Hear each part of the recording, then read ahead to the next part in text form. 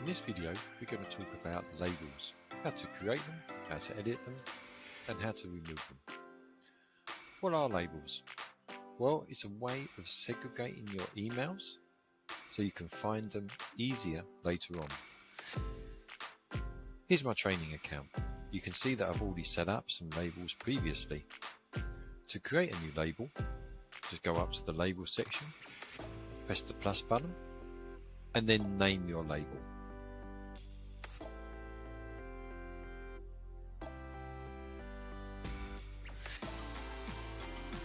You can even nest your label under another one. You just need to choose your parent. Once you're ready, just press create. That then creates your label over here on the left hand side. From here, using the three dots that come up next to it when you put your cursor over, you can add a label color. This helps give it some visual identity, as you can see here on my previously made labels. Also using the three dots, you can show the label, show if unread, or hide it as well. You can also edit, remove the label, and add a sub-label, as we saw just a bit earlier. To apply a label, several different ways.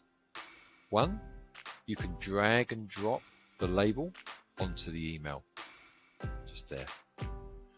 This though won't remove the email from your main Gmail inbox.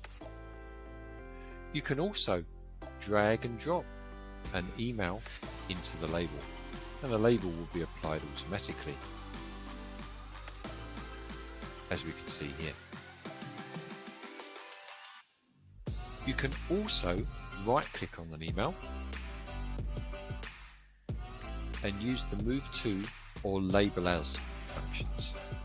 Move to will apply the label and move it into that label at the same time, whereas label as will just label the email without removing it from your inbox. If you want to see an overview of all of your labels, just click on the cog and then see all settings,